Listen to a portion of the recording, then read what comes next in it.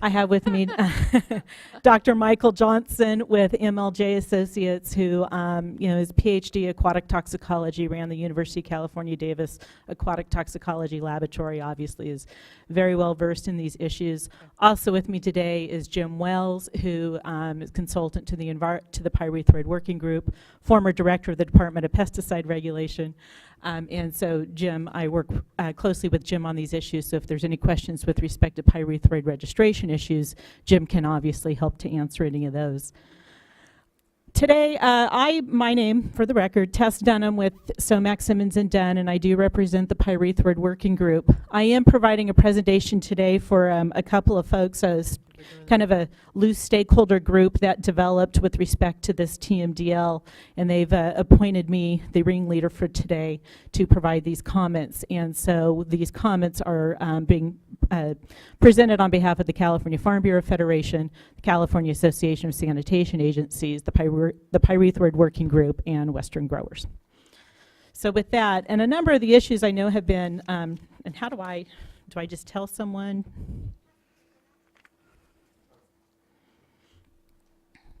Thank you. So is it the red button, the white button, the arrow? Which one? Right arrow. Okay. Okay, maybe not. There it goes. So I'm going to give just a lot of the issues have already been identified, but I'll go ahead and just get a quick overview, and then I'll get right into with the concerns that we wanted to convey today. And I think it's really important that we want to very much focus in on water column issues versus sediment issues with respect to pyrethroids. And perhaps our comments were not clear, but of course as you go through the process, you end up narrowing doing a much better job at being able to convey the concern specifically with the TMDL. The TMDL on pyrethroids deals with both as a water column issue and a sediment issue. We don't have the concerns with listing based upon sediment, the load allocation for sediment, as we do with respect to statements with respect to water column, as well as the UCD criteria, which are water column criteria. So I want to be very specific. We're talking about water column here today. Our first issue, and Ms. Dodick raised it earlier today, that as an overall policy concern, we do believe it's appropriate, even when a regional board is adding in a pollutant at the time of TMDL development, that determination of impairment to add it in should be consistent with the criteria in the listing policy. That is the state board's policy for making determinations of an impairment, whether you're doing it as part of the list or you're doing it at the time of TMDL development. We think the criteria should apply at this point in time. We obviously, we have concerns with the use of the UCD criteria. And I know there's been some talk about the Central Valley process, and I just want to make it, some clarity here. These criteria have been developed by the University of California on a contract with the Central Valley Water Board. The Central Valley Water Board process is a basin plan amendment process to consider these criteria as an actual water quality objective, which will include evaluation of alternatives, environmental documentation, CEQA, everything else that goes along with it. Danny and his staff have been very inclusive, having a stakeholder process. We've had a number of meetings over the years. As these criteria were developed on contract, they did put them out for some limited public review amongst those of us that were following the process.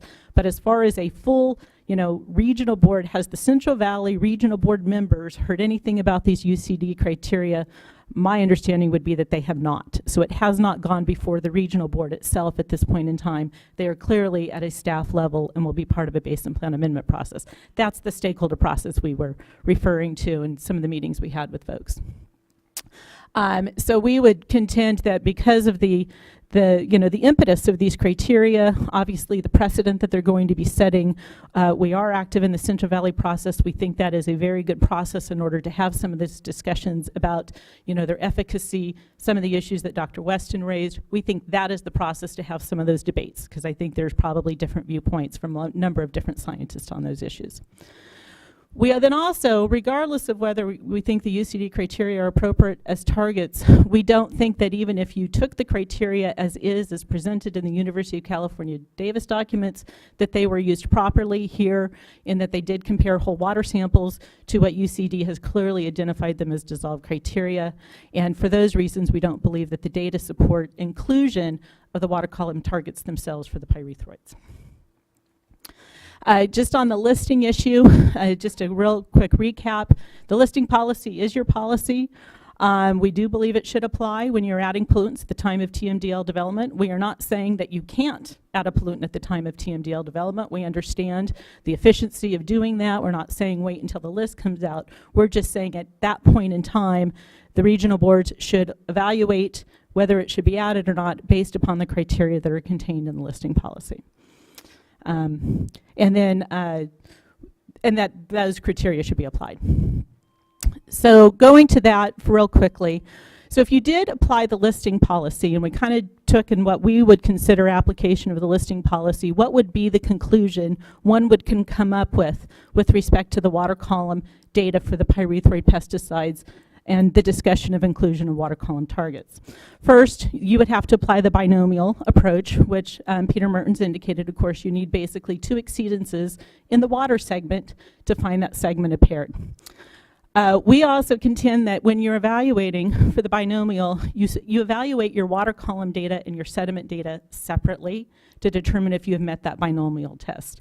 One of our issues of concern is that to get to the 2 exceedances for a couple of the water bodies, they basically combined water data and sediment data in order to say that, well, we have 2 exceedances, therefore it's impaired. And again, you have to have the 2 or more.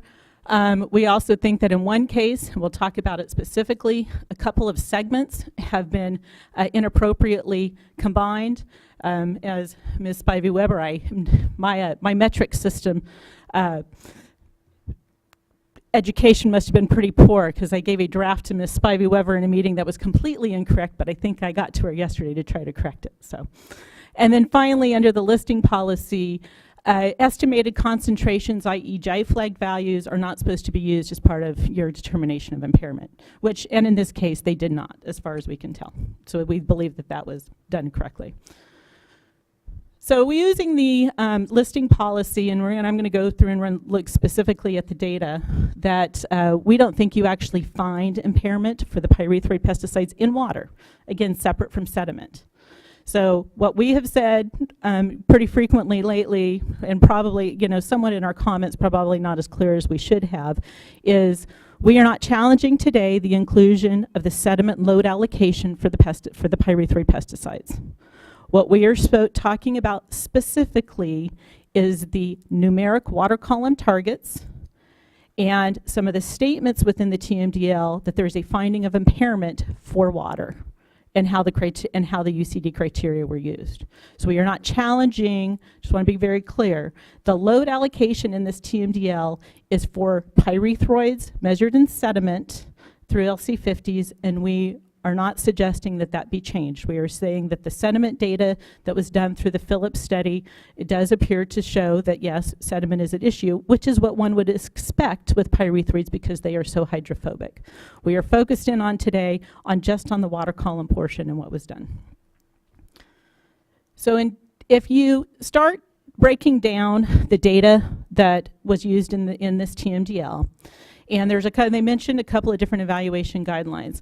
There's the EPA aquatic life benchmarks for water column, and then there's the UCD criteria, and then we're going to talk about, if you used 10% because of the whole water sample issue.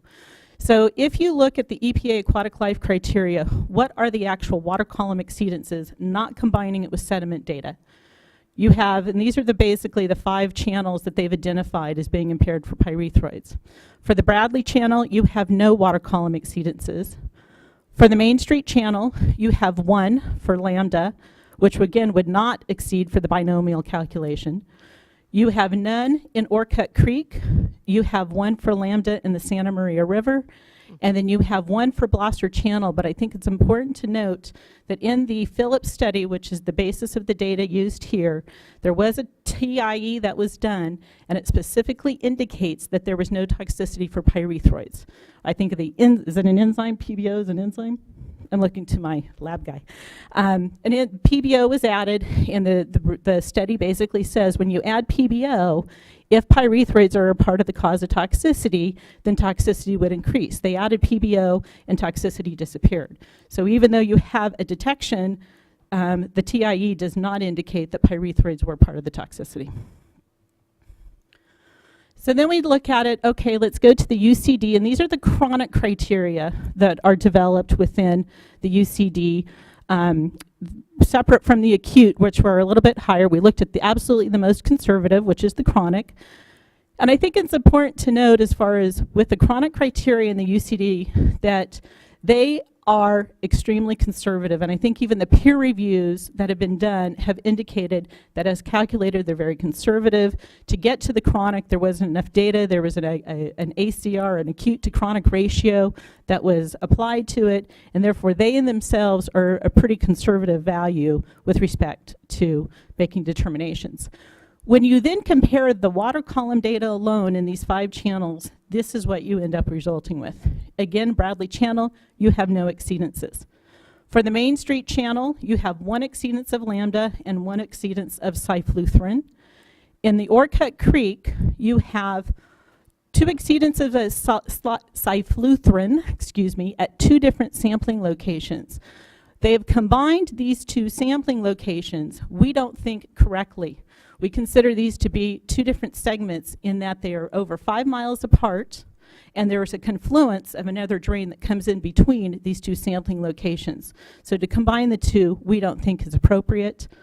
There is only 1 exceedance of lambda in the Santa Maria River. And then again, you have the exceedance at Blosser Channel, but again, the TIE does not indicate toxicity from pyrethroids. This does not take into account the issue of the fact that whole water samples have been compared to dissolved criteria. And we've had a little bit of discussion about that, but we're going to go into that pretty in detail, because we do think that's a major issue of concern, and that as being proposed as numeric targets, it doesn't say anything about whether they should be compared to dissolved water samples or whole water samples. And the criteria document, as we'll talk about, specifically does recommend that you use freely dissolved samples to make determinations of compliance. Although, but we'll get to that. But so we contend that it is not appropriate or proper to compare whole water samples to dissolved. And this is similar to what we do with metals, right? The metals criteria and the CTR are dissolved criteria. They are not total criteria. And when you look at compliance with the water quality objective, you look at dissolved data to determine if the criteria are being met. Going a little bit more into that issue, there was really no attempt made in the TMDL to account for bioavailability. The experts I work with contend that there are methods, and Mike could, I'm sure, answer any questions on that if you had any. There's also a USGS 2009 study that basically shows in California data for the pyrethroids they've indicated here that less than 10% of total pyrethroid concentration ends up in the dissolved phase. So if you use that 10% and then say, okay, well then let's look at 10% of the values of the UCD, of the data that was collected, what do our exceedances look like if you were to apply the listing policy criteria? And so we did that. So you basically have 6 samples. Of the 6 samples for the 3 different, for the different pyrethroids in the different water bodies, 3 of them would no longer exceed the UCD criteria if you took 10%. So Blosser Channel, the bifenthrin, again, where there was no toxicity from the TIE, it would not exceed the UCD chronic criteria. Orcutt Creek for cyfluthrin would still exceed. Orcutt Creek at Green Valley, those are the 2 different samples that we contend are at different segments, would exceed, and cyfluthrin at Main Street would exceed. However, lambda at Main Street would go away, and the Santa Maria River would not exceed. So if you were to actually look at it from a freely dissolved or, estimate 10%, 3 of the 6 detections would go away. Or not detection, the detection wouldn't go away, but it would be below the criteria. What does that then look like when you're looking at potential exceedances? Just to bring back the same table for comparison, Bradley Channel would have no water column exceedances. You would only have 1 in Main Street. You still would have the 2 at Orcutt Creek, but again, we contend that's 2 different segments. And then you would have no water column exceedances in the Santa Maria River or the Blosser Channel. So with that, we contend that there is not the data to support a finding of need to include water column targets for the 3 pyrethroids that have been included. You don't have impairment to the water column for any of the segments based upon the data that they have if you were to apply the need for more than 1 exceedance from the listing criteria policy.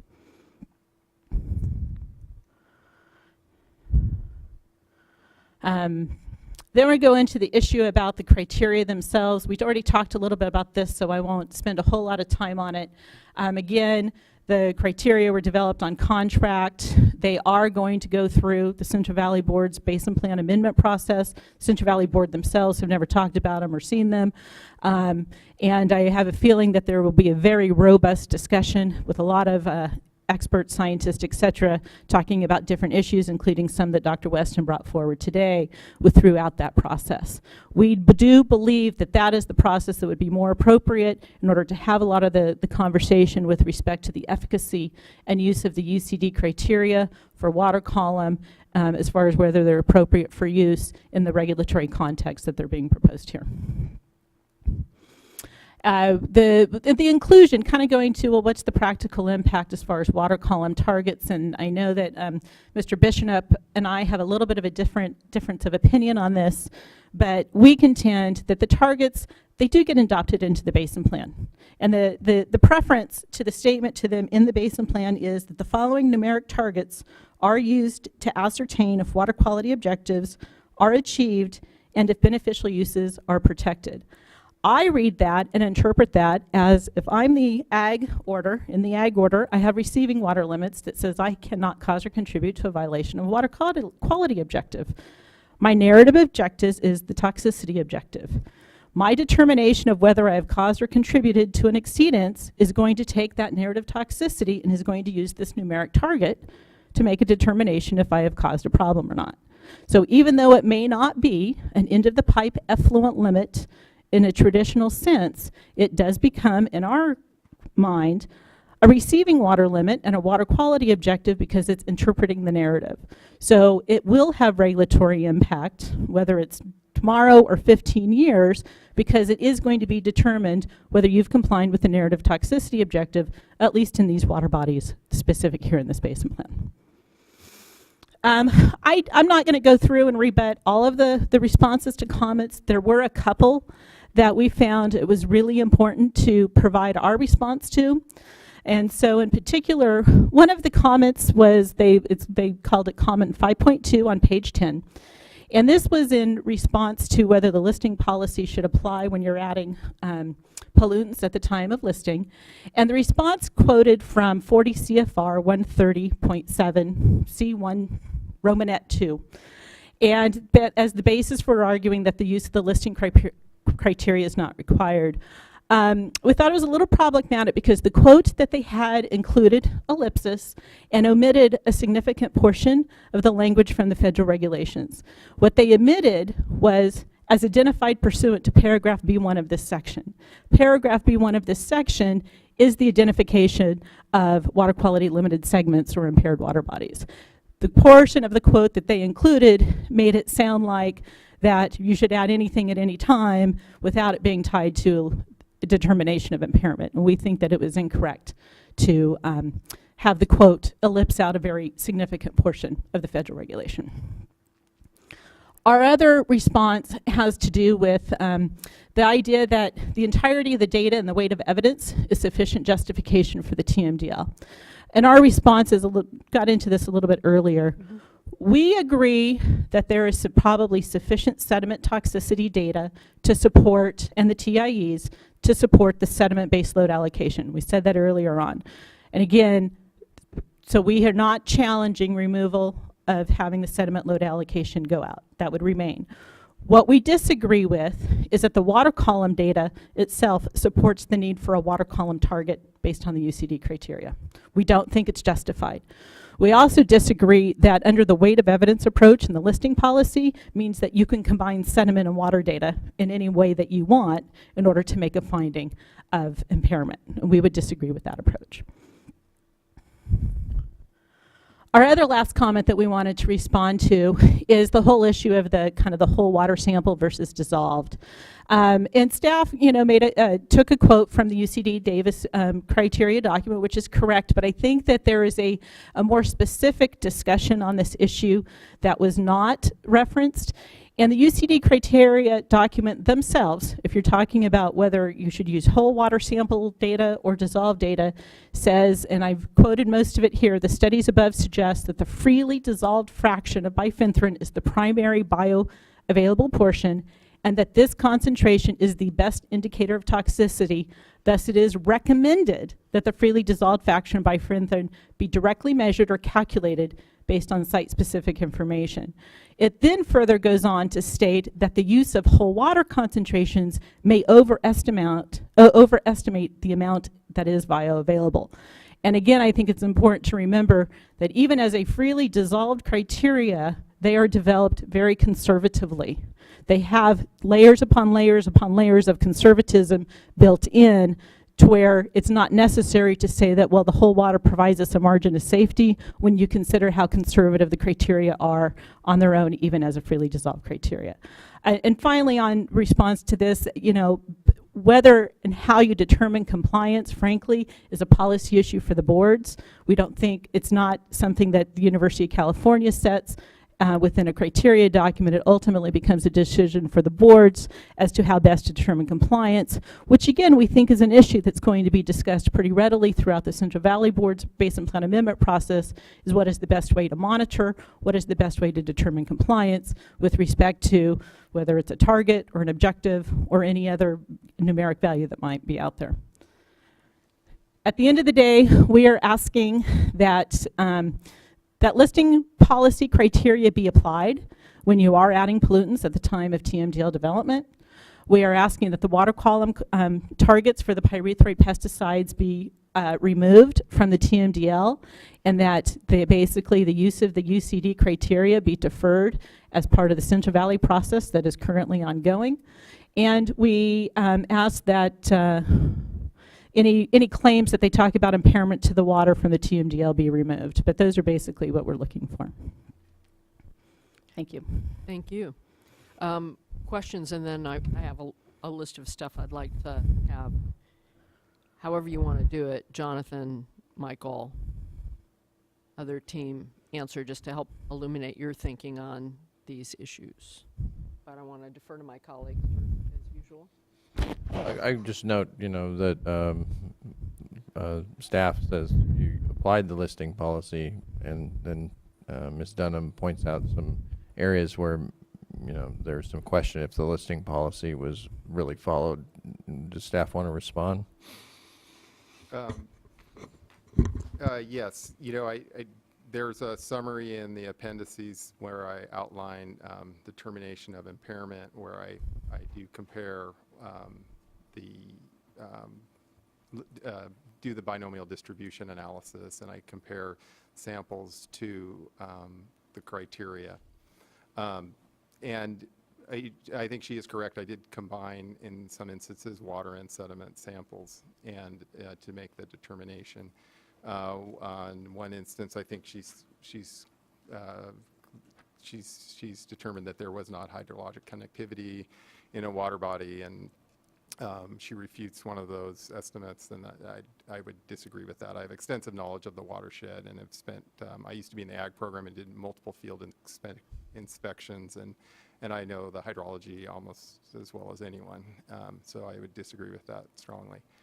But yeah, so I did do the determination and the evaluation. I would, I appreciate her support of the sediment toxicity evaluations. And I think fundamentally what I know that the policy states you shouldn't compare water, or I believe water and sediment concentrations in the same evaluation. And as a practical analysis and a scientific analysis of pyrethroid fate and transport, what we're seeing is if we have a water concentration level that's above a criteria,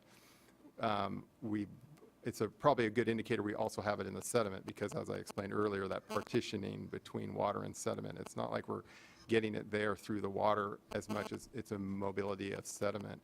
And also we have a strong persistence in the sediment for these materials, and so their likelihood of being there for longer periods is great. Yeah, so there was some judgment, but I mean, the listing policy has its binomial distribution in these ways to analyze data, but there's also some judgment that you put in terms of lumping.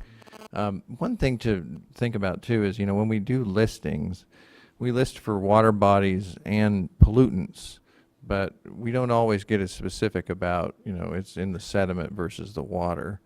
So, you're using a weight of evidence, I would then gather from your response.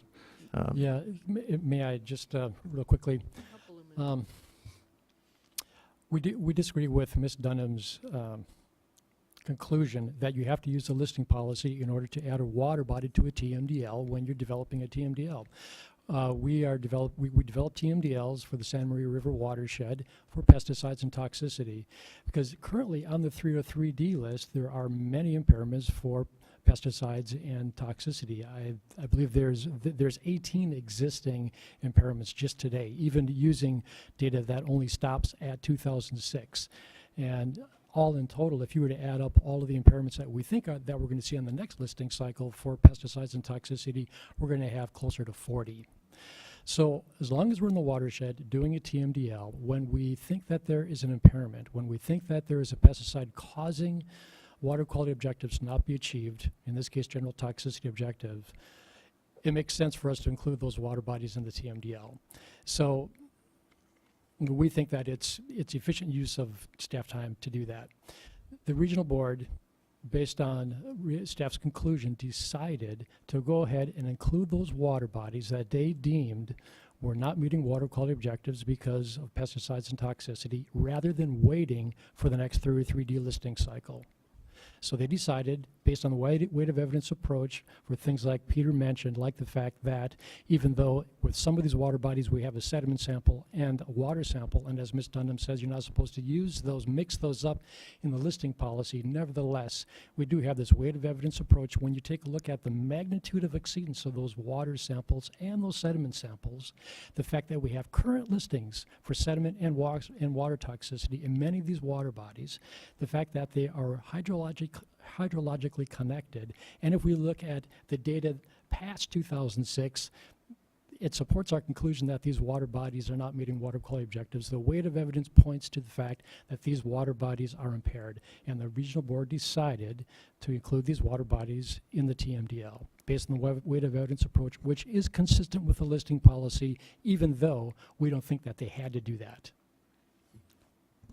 Can you talk? Sorry, can I do a follow-up question sure. to that and address it to Mr. Bishop?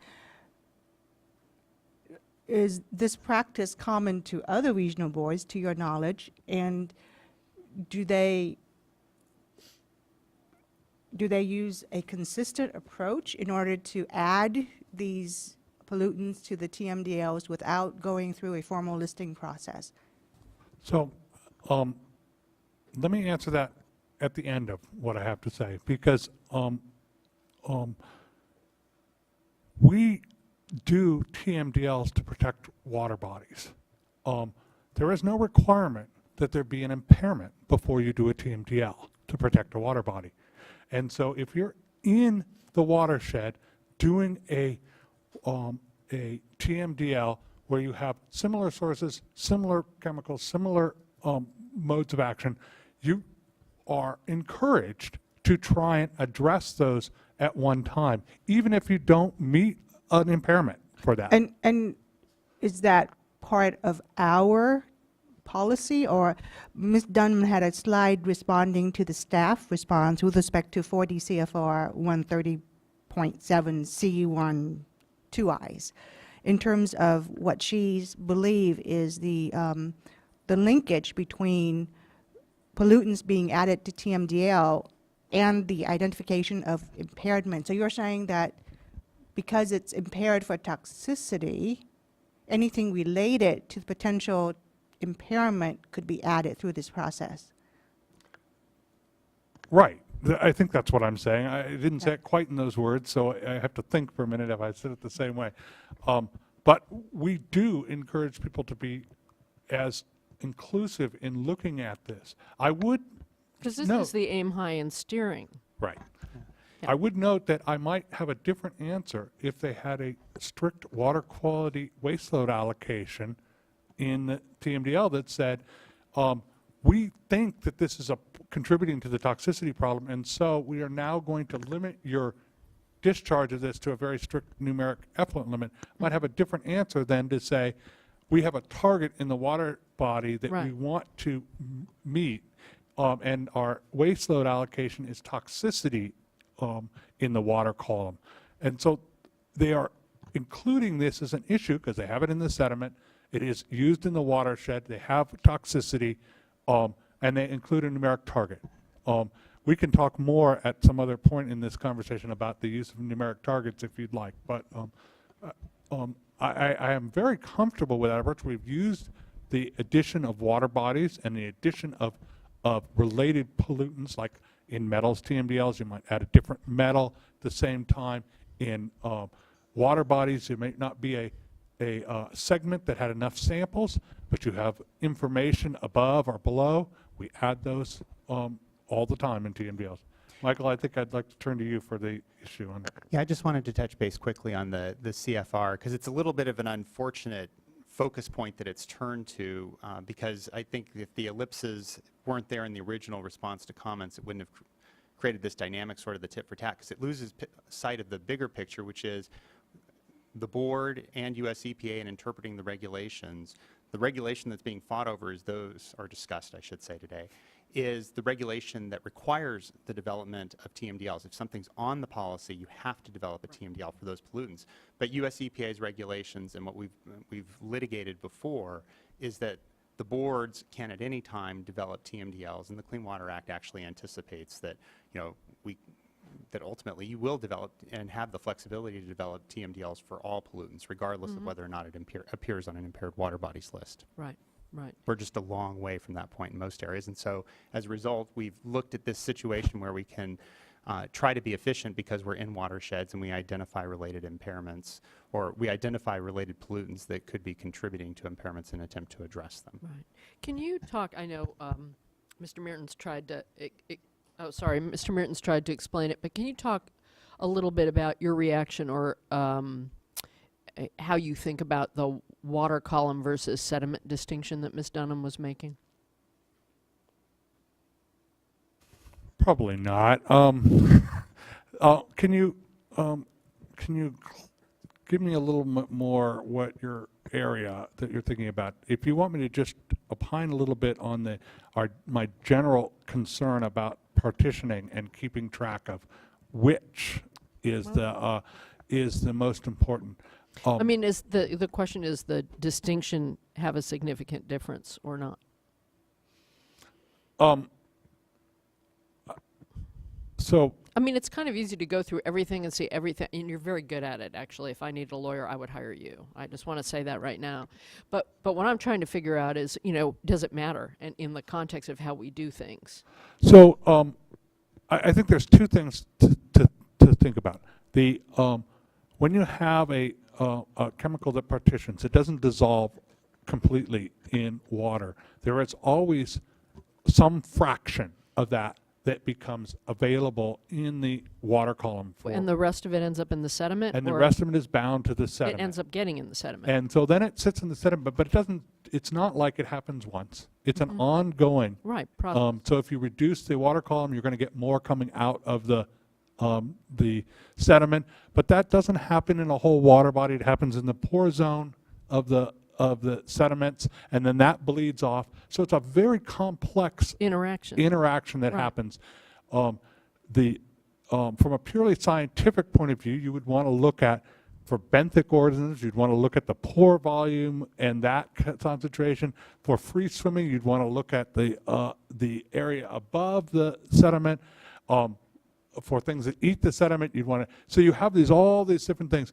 There's no possible way that we could ever gather the information to do any regulation on that level of exactness.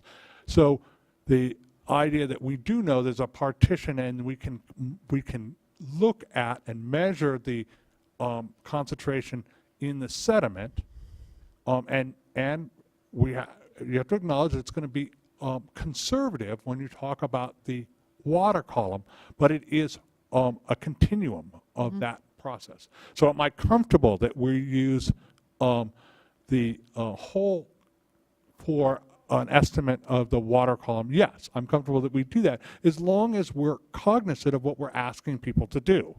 And this is where I think Tess and I have a difference of opinion, is that I don't disagree that there is a ultimate conservativeness in this, but we're talking about a target that's looking at the end of the implementation of the TMDL to see if we're in compliance. If you're meeting all of the waste load allocations, you're seeing no toxicity, but you're still not meeting that target, that's a good time to look at, is that target too conservative? But it is not, and I'll ask Michael to opine on this also. I don't think that's a proper interpretation to say, well, we've set a numeric target for a TMDL that's supposed to measure how our waste load allocation works, and say, now we're going to look at receiving water requirements in the general receiving water requirements in the permit and say, if those receiving water requirements, well, we'll use this target for this TMDL, we'll pull it in here to see if today we are meeting Already meet it, right. It would be appropriate in 30 years to do that, because now this target is supposed to be met under the TMDL. Well, it would also be appropriate in the setting of the objective or the permit to say what's an appropriate target Sure. that would be an interim target as opposed to the 30-year target. That's right. It would be. And then I guess I'd add one little piece before, is that my understanding of what's going on at Region 5 is that they're proposing to do a objective, a water quality objective to add to their basin plan. At which point, if the Region 3 wanted to incorporate that water quality objective into their basin plan, they go through a similar process, then they might use that as opposed to this target at that point. But they're not the same. Right. And Michael, there was something I was going to turn over to you, but I can't remember. Yeah, I was going to say, I don't disagree with John, although I am sensitive to the concern that Ms. Dunham is expressing that, with the TMDL numeric target there, it becomes a potential point that folks' eyes are drawn to, if Yes, you will, right, in implementing toxicity generally. But a TMDL, and in this particular case, the numeric targets developed for a TMDL are specific, 1, to that watershed, 2, to those pollutants, and 3, in the context of establishing the waste load allocation. So, the regions are always at peril if they were to turn to and try to rely on a numeric target in a chapter of the basin plan as sort of general guidance or general direction for how to implement the toxicity requirements and toxicity objective in its basin plan. If instead, this was in a different chapter of the TMDL, much like some of the other basin plans where there is a specific methodology for the implementation of the toxicity objectives, and a process for establishing targets and implementation were established in those chapters, then that would be an area where the regional board could fairly use the targets. But that's simply not where it is in this case. Other question? I would also like to Yeah, go ahead. draw, I asked the regions, and they put together some additional language for the resolution to try and address the concern of, Language? and so the second finding is meant to address that specific concern we were just talking about, which is that the timeline for achieving the TMDL, the end of it, is the same as the timeline for achieving the TMDL. So that we're talking about here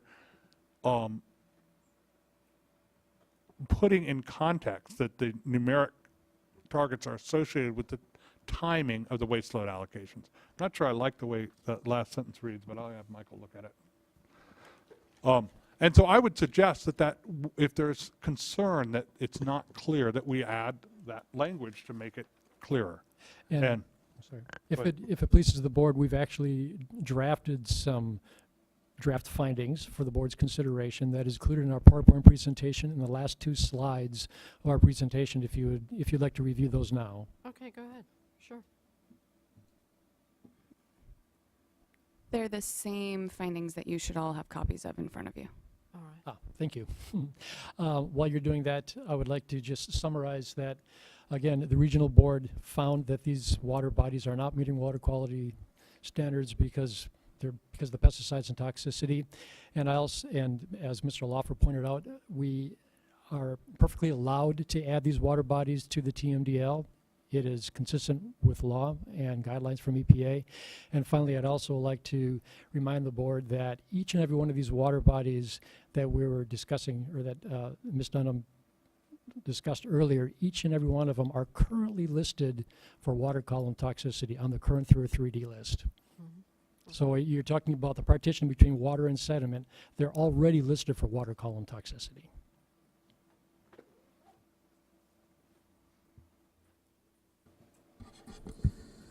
Michael, are you looking, this is the language you're looking at right now? I'd be curious to get Ms. Dunham's reaction to this language. Do you have a copy of it? Yes, Mr. Bishop shared a copy of the language with me earlier this morning. Going back to the first one, I actually did have a question on if the numeric targets are part of the basin plan, they're being part of a basin plan amendment, how does an executive officer have the discretion and authority to revise the basin plan without a full basin plan amendment? So that Well, was it one says question that I had. proposed. What? It says proposed. It doesn't say just do. Oh, you're right. I missed the proposed part. I missed it the first time too. Okay. I had that same reaction, then I reread. You know, I mean, obviously, I think that the findings are helpful. Do they resolve all of our concern? No. Do they, you know, take away the opposition that we have to the inclusion of the numeric targets? No. But obviously, it's helpful. It helps to provide some additional intent. But to us, it doesn't resolve some of the ultimate issues. And I think, you know, and I would just want to add, for the board to consider on the whole issue of, you know, what criteria regional boards should use when they're adding pollutants. And I think there's a big distinction. There's been discussions like, well, we can add water bodies. We're not talking about addition of water bodies. We're talking about addition of new pollutants. Maybe one considers it the same, but regardless, and again, we're not talking about putting on the 303D list. We've said you can do it at the time of TMDL development. We're not saying that you need to wait, list it, and then include it. We're saying, yes, include it now, we understand. But I would contend it's a policy decision for the board as to whether you want the regional boards to follow the listing criteria when they are adding pollutants. So I defer back to this board as far as what is the policy that you want to set with respect to your listing policy and where it fits into this process. I guess I am concerned that if the policy is, no, add whatever you want at the time of pollutant development, then is there a need for the listing policy itself? It kind of starts to undermine the whole purpose of the criteria that were set forth in the policy. So to me, that's a question back to all of you.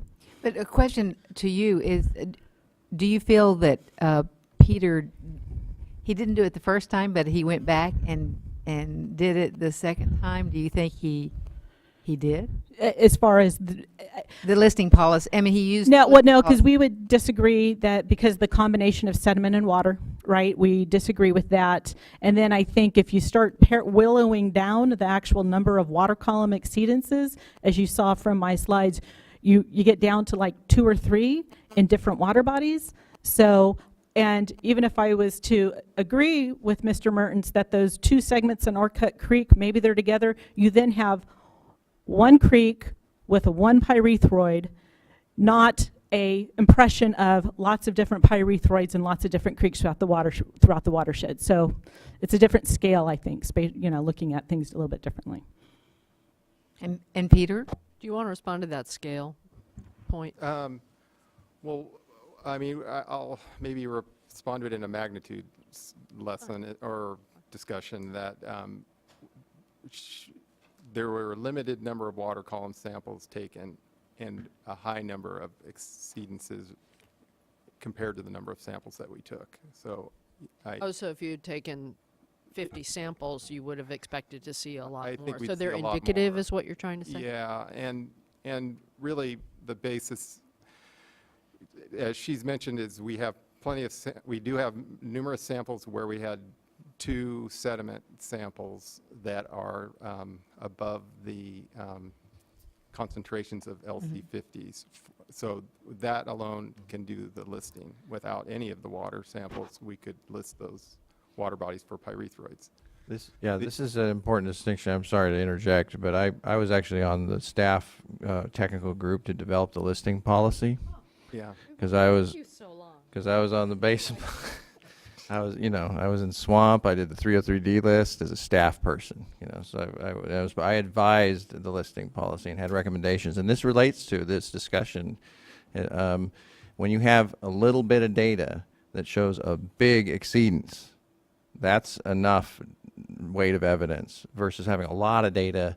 And the issue is, are you in that gray area where you might be violating, the narrative toxicity objective, or are you clearly black and white? And I think that's what Mr. Merton is kind of getting at. And With also, I wouldn't base that, we've made the linkage to sediment toxicity.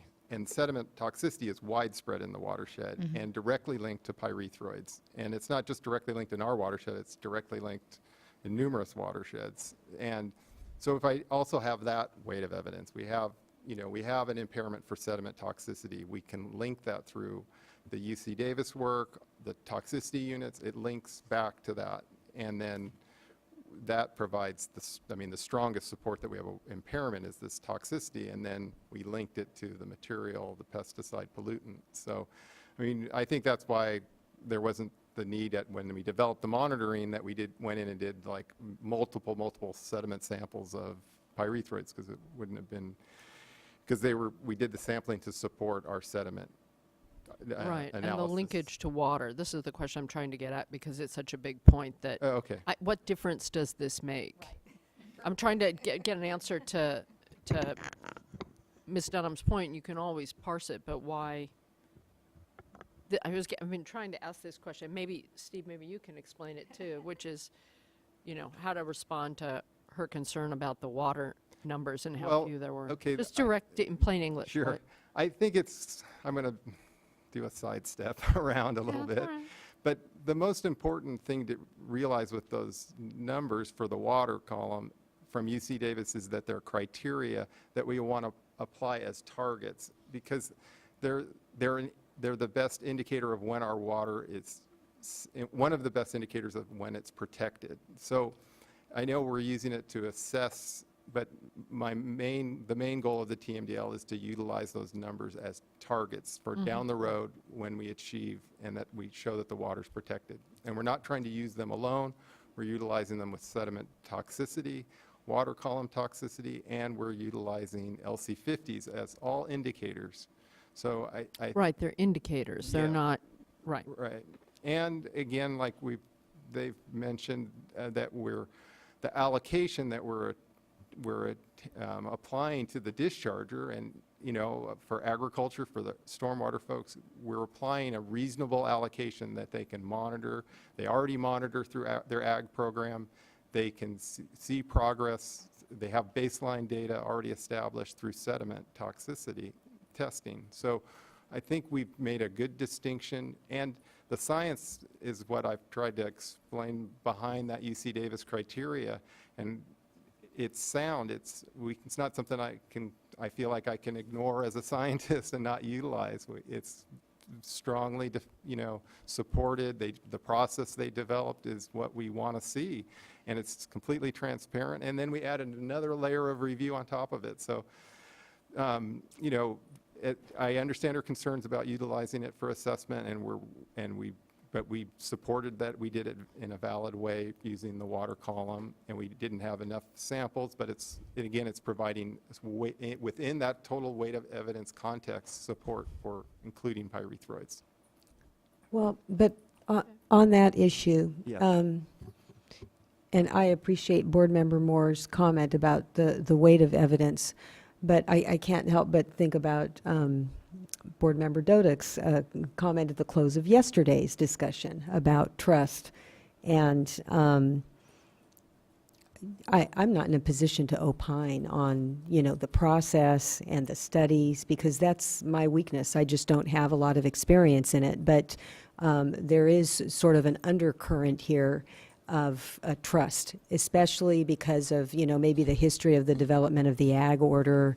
I think that we've got folks that aren't real comfortable, folks meaning the stakeholders in the ag community, that aren't real comfortable with that order to begin with. And now they're being told, don't worry about it, that's good enough, but we have these targets, tests are used, the listing process wasn't followed the way it normally is, even though it sounds like, what you did may be appropriate. And so I'm just thinking that this addition is helpful, but what's missing is maybe a commitment to further stakeholder discussions.